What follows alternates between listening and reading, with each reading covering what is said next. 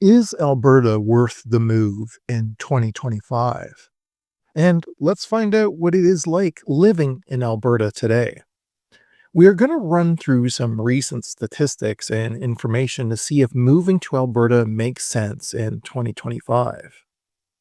Inflation in Alberta outpaced the whole of Canada. Canada's inflation rate rose in October by 2%. Meanwhile, in Alberta, it rose by 3%. This makes everything cost more. While houses in Canada drop slightly in the coming winter months, Calgary actually saw an increase in the cost of housing.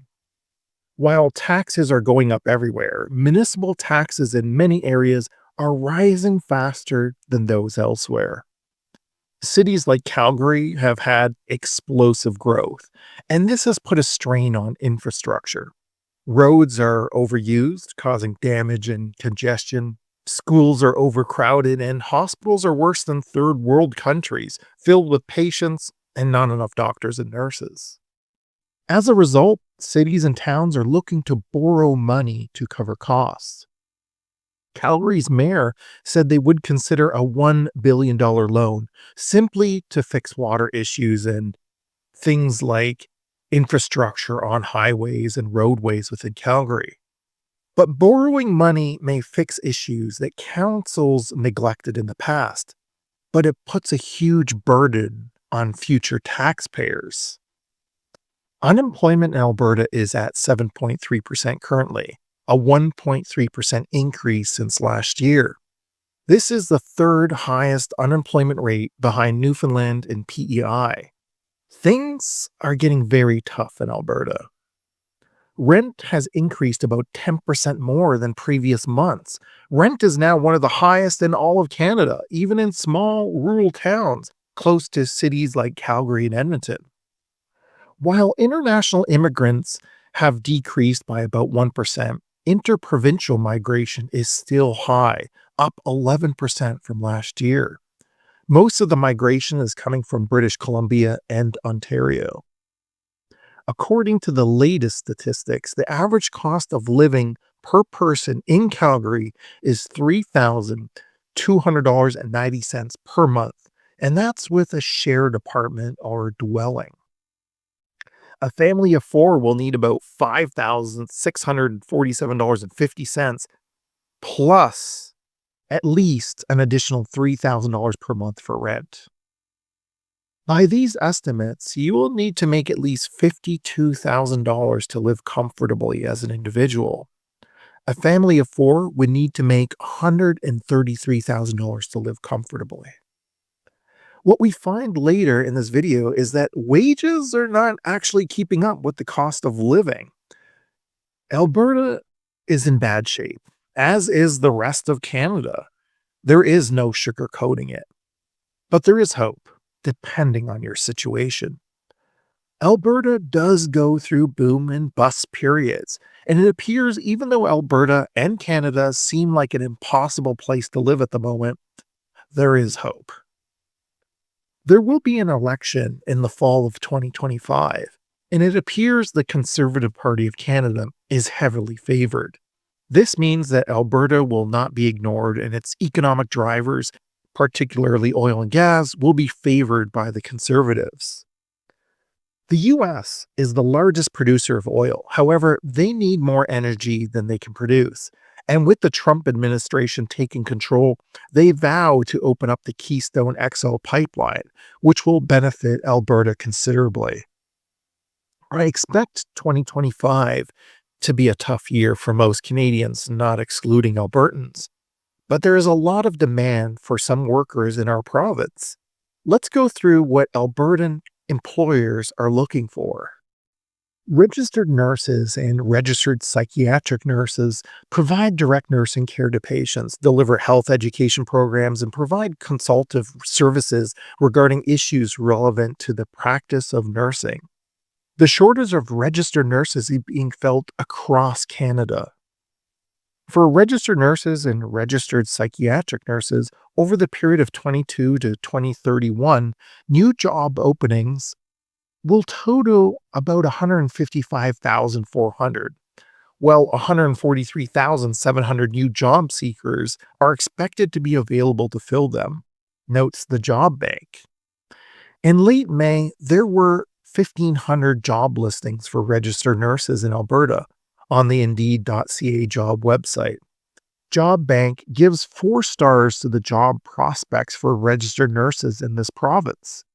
This occupation comes from a median annual wage of $90,909 in Alberta, based on a 37.5-hour work week, according to Job Bank.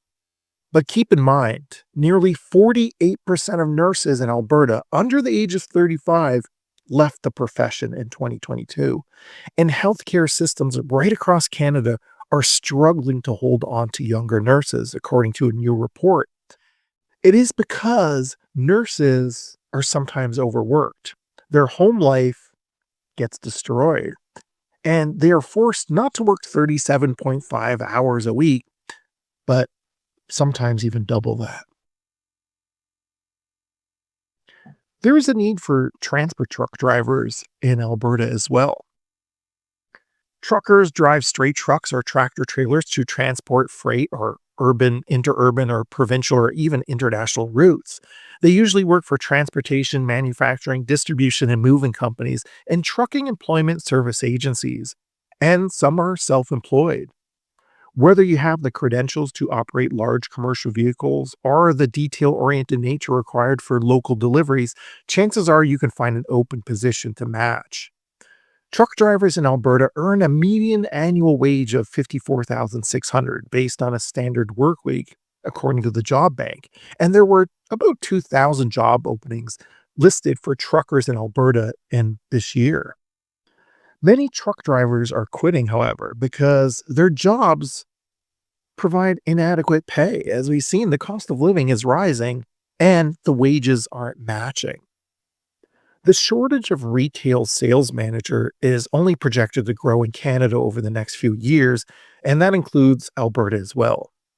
For retail and wholesale trade managers over the period of 2022 to 2031, new job openings are expected to total 117,000, while 99,000 new job seekers arising from school leavers, immigration, and mobility are expected to be available to fill them. So we're going to see this part of Canada not being able to fulfill these jobs. In late May, Indeed.ca had 2,100 job listings for retail sales managers in Alberta. And according to the job bank, these jobs come with median annual averages of about 73,000 based on a standard work week. Again, it doesn't seem like a lot of money because there is a lot of work to be done as a retail sales manager. And a lot of people, they enter this profession, work a couple years, and leave. The shortage of equipment mechanics across Canada is forecast to grow by an additional 2,200 positions over the next 7 years. For heavy duty equipment mechanics over the period of 2022 to 2031, new job openings are expected to total about 25,000, while only 800 new job seekers are expected to be available to fill them. So again, we're seeing a lot of job openings in the next, say, 7 years, but not enough people to fulfill them. In Alberta, heavy equipment mechanics earn an annual median income of about 78,000 based on a 37.5-hour work week. In late May, Indeed.ca had 2,200 job listings for heavy equipment mechanics in Alberta. Those workers who operate the heavy equipment used in the construction and maintenance of roads, bridges, airports, gas and oil pipelines, tunnels, buildings, and other structures, in surface mining and quarrying activities, and in material handling work are in hot demand.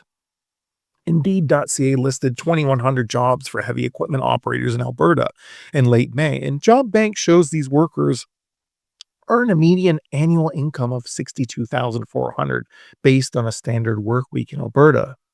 For heavy equipment operators over the period of 2022 to 2031, new job openings from expansion demands and replacement demand are expected to total 31,200, while there's 30,300 new job seekers. Heavy equipment operators are typically employed by construction companies, heavy equipment contractors, public work departments, pipeline, logging, cargo handling, and other companies. This area is expected to grow if we see that Keystone XL pipeline actually work itself out. Surprising to most, software developers are in need in Alberta, as the people who write, modify, integrate, and test computer code for software applications, data processing applications, operating system level software, and communication software, and software developers are in high demand. This is one of the top jobs in part because businesses of all types and sizes need developers to create app solutions, develop or maintain in house software, or help implement cloud or other technologies. One of the lessons learned during COVID-19 lockdowns in recent years was that technology could make or break a business. Companies that seamlessly transitioned into remote work environments often fared better. Add to that the growing need to rely on data and automations to remain competitive, and it's no wonder so many businesses are on the hunt for skilled developers. In Alberta, software developers earn a median annual wage of about $79,000 based on a standard 37.5-hour work week. The Indeed job website had only 655 such job openings listed in Alberta last year, but this is expected to grow significantly. Indeed listed hundreds of positions for family physicians and specialists in Alberta in late May, and the need for these medical practitioners is growing across the country. For general practitioners and family physicians over the period of 2022 to 2031, new job openings are expected to total 48,900, while only 29,400 new job seekers are looking for these positions. There is a huge void for physicians in Alberta and across Canada, of course. General practitioners and family physicians diagnose and treat diseases, physiological disorders, and injuries. In Canada, they make a median annual salary of about $231,000. Specialists, a category that includes surgeons, diagnose and treat diseases and physiological or psychiatric disorders, and act as consultants to other physicians. The median national wage is about $405,000.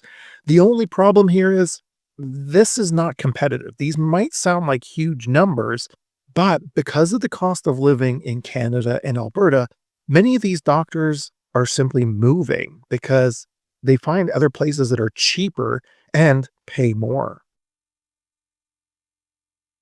Accountants plan, organize, and administer the accounting systems that keep track of the money for businesses, individuals, and governments. For financial auditors and accountants over the period of 2022 to 2031, new job openings are expected to total 88,000, while 79,800 new job seekers are looking to fill these positions. Indeed had 600 job listings for accountants in Alberta, where the median annual income for these professions was about $80,964 based on a 37.5-hour work week. Accountants seem to be doing okay across Canada, but there is always a need for new accountants as businesses expand. There is a huge pent up demand for workers in the construction trades in Alberta as the economy there expands. For trades, helpers, and laborers over the period of 2022 to 2031, new job openings are expected to total 19,600. Well, there only is about 17,000 new job seekers for these positions. These are people who work at construction sites, in quarries, and in surface mines, usually for construction companies, trade and labor contractors, and surface mine and quarry operators. In late May, Indeed.ca had 2,417 job openings for those looking for construction trade helpers. Based on the annual income, though, these people only make 42,900 based on a standard work week. Now, what is happening is a lot of new immigrants are pouring into this construction trade helper area, and they're actually lowering the wages for most people. They're not expecting a lot of wages, and the average income is expected to go down to about 30,000 to 32,000 for the construction trade helper. Restaurateurs in Alberta are hurting badly for cooks and servers as the hospitality sector faces an unprecedented labor shortage. There are 34,1700 jobs for cooks and another 953 jobs for servers in Alberta. The median annual income for a cook or server in Alberta in the hospitality sector is based on a 37.5-hour work week, but the wages don't add up. Here, they're only making about $33,150 a year. That doesn't include tips, which could add another $5 to $10,000 to that. But as we see, this doesn't include the cost of everything that is being handed down to Albertans. So for cooks and beverage servers, they could be experiencing a lot of hardship because of the cost of rent, the cost of housing, the cost of food, the cost of everything in Alberta is so high today. I hope this video finds you well, and I hope 2025 changes drastically for Albertans. I wish you the very best if you're new here or if you've lived here your whole life. Things have changed so much in the past couple years, and it's affecting everybody: newcomers, immigrants, interprovincial, migrants, Albertans who lived here their whole life. Everything is kind of upside down. But hopefully 2025 shows us that we can withstand this storm. And hopefully let's see things differently in 2026 as we have a new election coming up. We have perhaps a new administration in the US that's going to favor Alberta as well. So let's hope for the best and let's see where this all ends up. But I'd really like to hear from you. Where do you think Alberta is headed?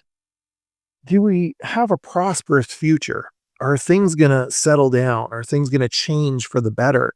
Or do you see them changing for the worse? We'd love to hear from you. Post your comments in the comment section below and let us know what you think.